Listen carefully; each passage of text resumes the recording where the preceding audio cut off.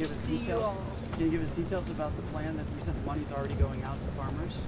Oh, for the aid? interview I just Yeah, did. can you No, give us okay. details about that Let plan? me clarify that. So that is aid that was already apportioned and confirmed over the last year. That is the remainder of that aid, almost $13 billion, aside from any additional aid that we're considering right now. I was talking about it just now on Fox Business, because with the shutdown, that aid has been frozen. But that is based on 2023 and 2024 farm losses. That is not based on the current loss that's happening. So we're still analyzing. So how is the new aid going to go out, and how much are you talking about? Is it direct checks? Is it, what is it? Well, we still don't know. I mean, there still are so many unknowns as the negotiations are continuing. We're going to have a couple of announcements next week on some good news, on some additional product moving out, our row crop commodities moving out into the world. And until we have a really good sense of exactly what the damage is, again, there could be a deal tomorrow. I don't think there will be, it's not my lane, but there could be a deal tomorrow where China agrees to buy all of the soybeans and sorghum, etc. So what we have done is ensured, per the president's direction, that these farmers will have a backstop if in fact we're not able to move these commodities out. But even if there is no deal in China, is the administration solely waiting to see what happens with China? I mean, there are other countries that That's a great farmers, question. trade with. So Absolutely. is it just China that you guys are waiting for? It is not just China. Thank you for allowing me to clarify that. So just last week, in fact, unfortunately, I was supposed to be in Japan working to move the soybeans and sorghum and others out to Japan. There are countries all over the world.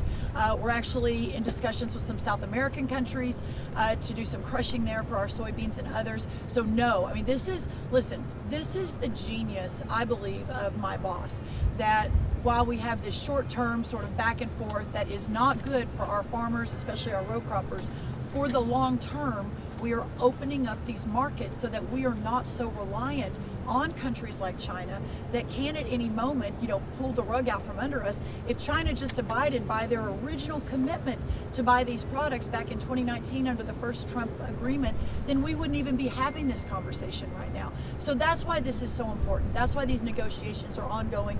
Just this morning, I've already talked to 2 additional countries that I won't disclose who they are, that are interested in purchasing. And for me, as the Secretary of Agriculture, I'm not sure there's ever been a Secretary of Ag that has been more on the front of actually trying to sell some of these products. But what I have seen with President Trump's leadership is by us being aggressive and playing offense and connecting with these countries and finding these markets for our farmers. That's how we solve this for the long term. And the other thing I want to say, and you'll hear more from me about this soon, once the government lifts and we announce a package if it's still necessary, etc., is that we have to get off this hamster wheel of government payment after government payment after government payment to these farmers. They don't want these checks. They want to be able to sell their product. And every time I travel around the country, this is what I'm hearing. Obviously, we need the checks because cost of inputs under Joe Biden went up 40, 50, 60%. Fertilizer, equipment, labor, interest rates, it was nonstop. There were no new trade deals. So it's this kind of crazy compilation of all of these different factors that have taken us to this moment. But this is just a moment. And as these markets are being opened up, as all these new trade deals are going into effect over the next 6 to 8 to 12 months, you will see, hopefully, a movement away from what has been almost 100 years of this idea of these massive bailouts for these farmers.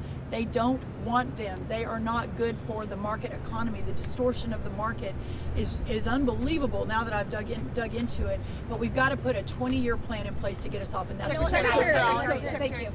So, as you were saying, the farmers I've talked to say they want you all to level the playing field and they don't want these buyouts. But what are some of the challenges and pitfalls as you talk to these new markets about making sure that these farmers can move their goods? What are they saying that needs to happen in order for this to take place for the long run? Yeah, so a couple weeks ago, it's a great question. I was in the UK, in England, and talking to directly across the table. I wanted to sit down with some of our corn farmers, our ethanol sellers, with some of the buyers, British Petroleum, Shell, and some others in England for across the United Kingdom. And I thought, if I'm sitting there across the table and I say, what do you need from our farmers? What do you need from our ethanol producers to ensure that we continue to open up these markets, that there is this amazing opportunity to sell for these corn farmers, for our ethanol producers, and it was unusual for them to have a cabinet member sit down, other than our trade negotiators, and talk about this. And so, from storage units to crushing units to all the things that are necessary to move these products out. That's why this can't happen overnight, but it can happen quickly as America continues to be, but even more so, the world's source for so many of this, especially our row crops. But let me say this too, it's important.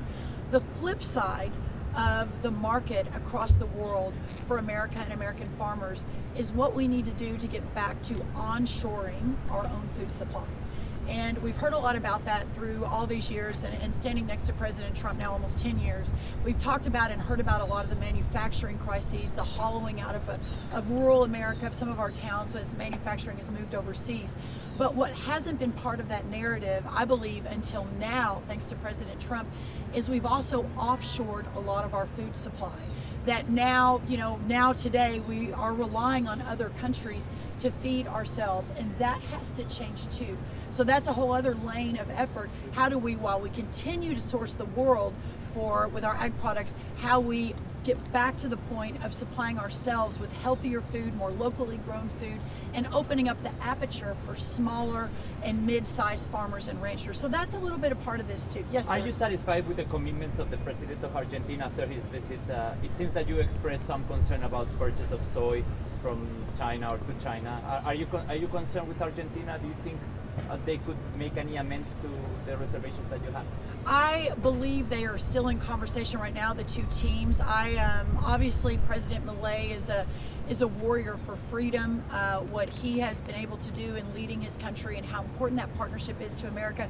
I don't want to say too much and get out of my lane of soybeans and corn and sorghum and cotton and blueberries, but I will say that I obviously trust the president, our team, Secretary Besson, Jamison Greer, etc. This is a long game. We are not just putting America first, making America great again, saving the country. We're also working to realign the world around peace and peace through strength, and having those partners out across the world are so important. And the idea that we will find these markets for our soybean farmers, we'll find the markets for our sorghum farmers, etc. But what the president and his leadership is just remarkable on all of this. So I am extremely confident and extremely satisfied. I'll do one more. Secretary Rollins, next week, I believe, the final food insecurity report was due. Is that going to be delayed because of the shutdown? And is there a plan in place to replace it? Let's talk about food insecurity, and thank you again for that. So yes, everything is shut down at USDA. I know y'all have had a lot of coverage over the shutdown and continue to hear from our team on the fact that the Democrats are basically holding hostage women, infants, children through the WIC program. Those are on the food stamp program. Our farmer aid can't move because of the shutdown. I mean, it is one thing after another as they prioritize, health care for illegal aliens and millions of dollars for LGBTQ training in Africa. I mean, I don't even know all of it. It's sort of insane, and I hope you all cover the list of that. On the food piece of that, and talking about food insecurity and understanding, what we are facing as a nation, and an important role of the government is to provide that safety nest for those with the least among us. Today, I think New York announced that they can't continue taking new enrollees because of the government shutdown in SNAP, in our food stamp program. We're going to run out of money in 2 weeks. So you're talking about millions and millions of vulnerable families, of hungry families that are not going to have access to these programs because of this shutdown. So yes, all of our research and reports are shut down now, unless it is relating directly to national security, like the screwworm, which is another topic we'll probably talk about another time, and some of the other animal disease issues.